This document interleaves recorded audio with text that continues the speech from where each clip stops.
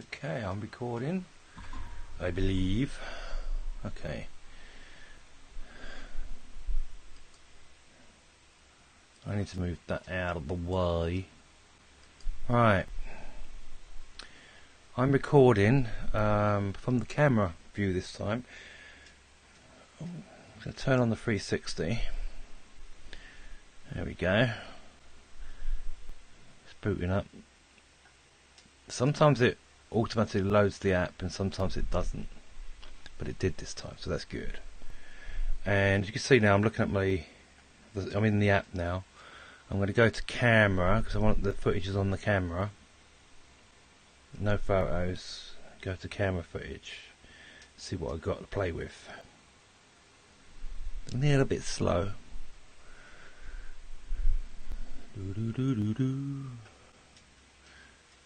Oh, it's actually very slow, isn't it? Wow. Okay, this is just some quick footage I took from my brother's sort of get-together party, birthday party. That one's only 6 seconds. Why is that only 6 seconds? Wow.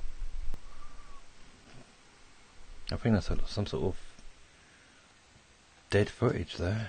Okay, let's have a look at this one.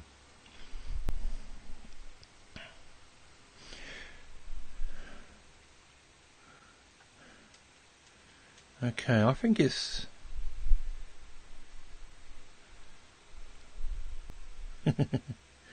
yeah, that is the footage, but it's not what I want. So let me just exit this, because what I like to do is I like to select the footage that I want. I'm not sure what these are, but that one's 30. I think that these two are deleted. But that one's 30 minutes, that one. Wow. Anyway, I'm going to save it to the app, because I want it on the app. So that shouldn't take too long because they're not very big. I've decided that I prefer to edit this way than taking it straight from here, straight from the 360 to the computer, because the files are ginormous, and you got to sort of export it from the beta app, and you might as well go to bed and leave it to download if it's like a 30-minute video. If it's not that big, then maybe you can get away with it, but then you get better quality. I think this sort of compresses it all down. That's why the file sizes are smaller and it's quicker, but it's a lot quicker and less file sizes to muck about with. So I quite like this method. I'm taking it straight from the 360 on the cord here into the app, and I'm transferring it from the 360 to the local storage of the iPad. And I will delete files. I do delete them once I've edited them, so I don't get a build up of files. And I'll even export them, airdrop them from here to the computer, and then put them on a hard drive or something, or upload them to YouTube even. Okay, so that's only done. Still doing the first one. It's a bit of a process. Yeah.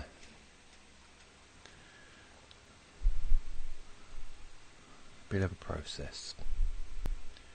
They're not very long videos either, but this is still quicker than doing it, straight to the computer and doing it that route. Yeah. Well, this is my last day off tomorrow, and then I'm back at work on Tuesday. I don't get another day off until Friday, and it's only one day, so. It's a bit of a week. It's coming up to Christmas as well, so I suppose everybody is sort of preparing for Christmas now. Yeah. Let me do a time warp on this, so you're not having to wait.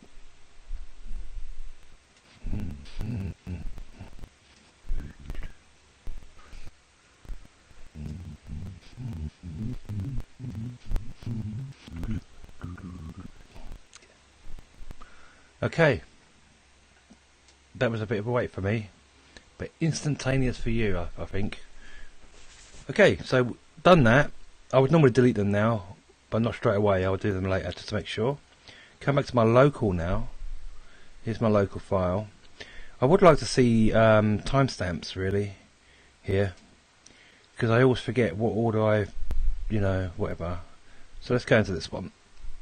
This is what I was looking for. I'm changing the ratio to 16:9 because that's what I want it in. And I want to start it probably looking at Kenny. That's Kenny the cat. So I'm going to press pivot point. And let's play it forward for a minute, see what's going on.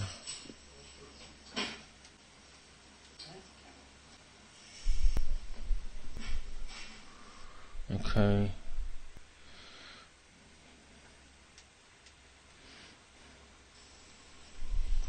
So we look around the room. 360.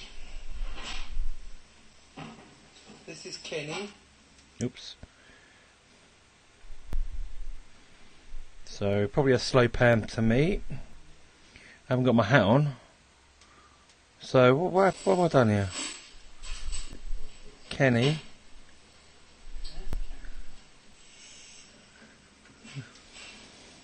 Ah, then it's slow pan. It's all 360. This is Kenny. He's a big teddy bear.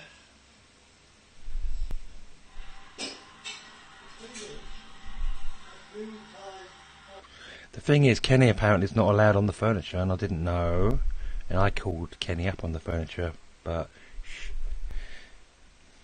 Now, just a little tip for any introverts out there. You probably know this already, that pets are your best friend when you're at a party or whatever. Over there's George.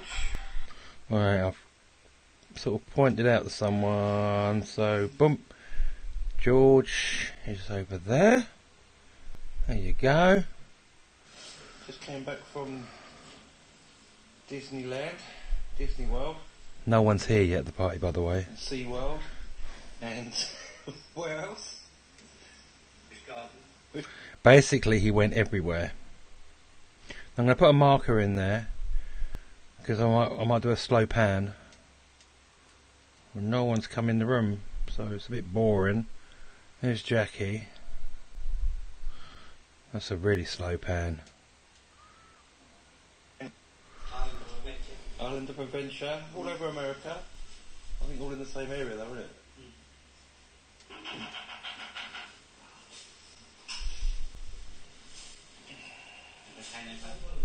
Who? Volcano Bay. Britannia Bay. Volcano Bay. Oh, Volcano Bay. Mm.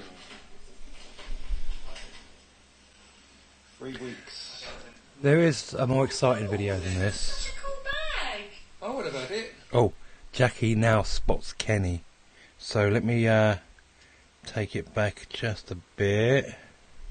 Forward a bit. About there, pivot point. Oh, what about it? I know. Right. Okay. Get down, Kenny. What, that up there? Oh, You Kenny, see? come on. Get down. Come on. Get down. Come here. I was playing all innocent. Come on. Poor Kenny. I called him up there. Don't want to get down. Kenny. Get down. Come on. This way. Come on then. Come this way.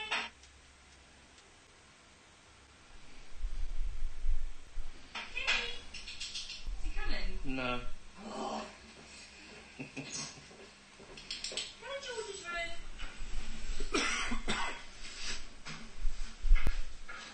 As you can see, cats are so obedient. There's Georgia. Oh, there she goes. Kenny's off now.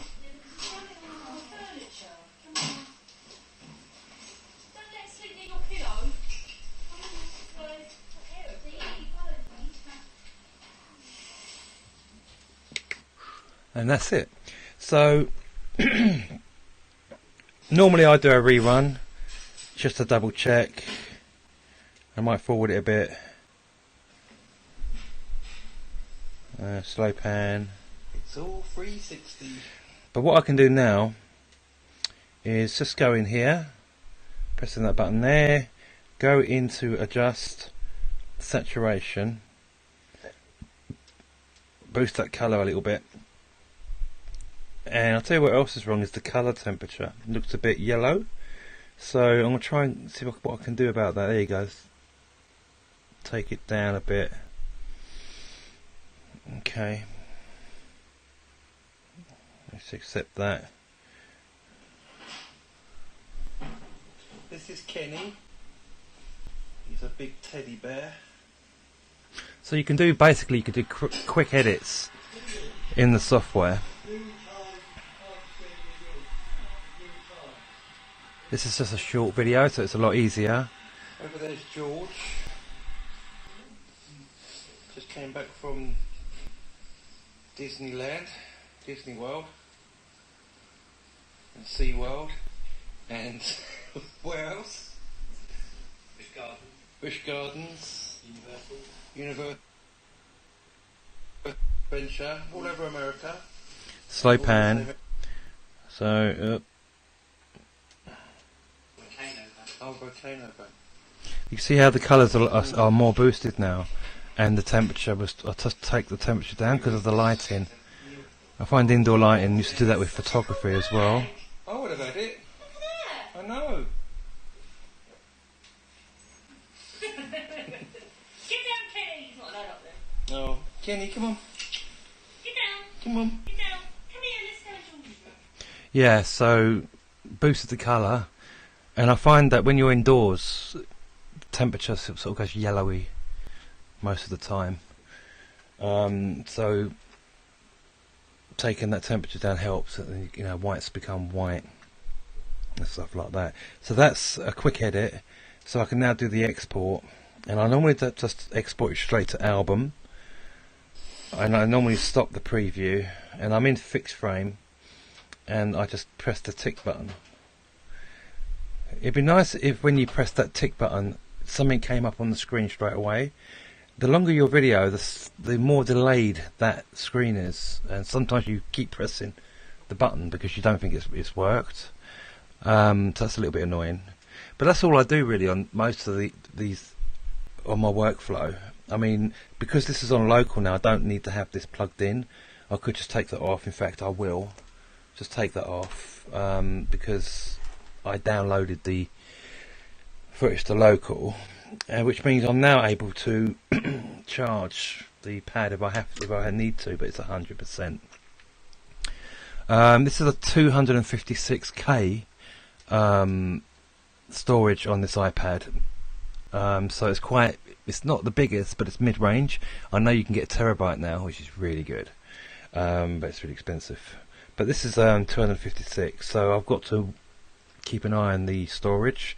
So after I've downloaded this, I'll probably airdrop it to my Mac or my Mac laptop if I was out, and then I would probably just delete the file with this copy, you know, the edited version. I would delete it off the iPad, unless I wanted to keep it there because I want to watch it later or something. I mean, but if you solely work on your iPad, then obviously keep it on your iPad, but you might want to think about getting some external storage set up because the files do get a bit chunky. But yeah, I mean, that's quite a small clip. I've got other clips there, but I won't go into that now. I'll edit them all up and put them together or something. But you know, I like to show my workflow, because when I was thinking about buying the Insta360, and I was looking at the GoPro 361, my main focus was on file size and workflow speed, because who wants to spend all day in front of, you know, something just watching these numbers rendering? You know, that's why I don't want to take it straight from the Insta to my Mac, because it just takes so long, and when it's on the Mac it's just a raw file, so you've got to have it stitched from the beta software there, and that, I'm telling you, it takes hours, especially if it's a long video. Well, it took me hours. So rather than do that, I'd rather just get it straight from there onto my pad or my iPhone. I know the quality is not going to be as crisp and sharp as it would be if I did it straight into the computer, but it's sharp enough for vlogging, I think.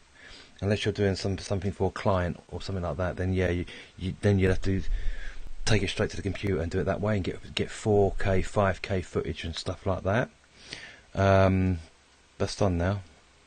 So if I go in here, and where is it? Photos. There it is there.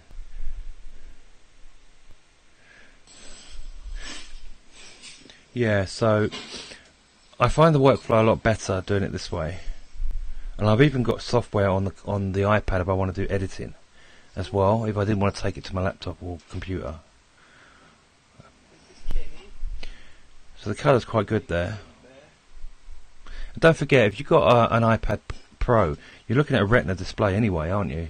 So you're going to get quite a good image quality on your pad. And in some cases, it depends what computer you're using.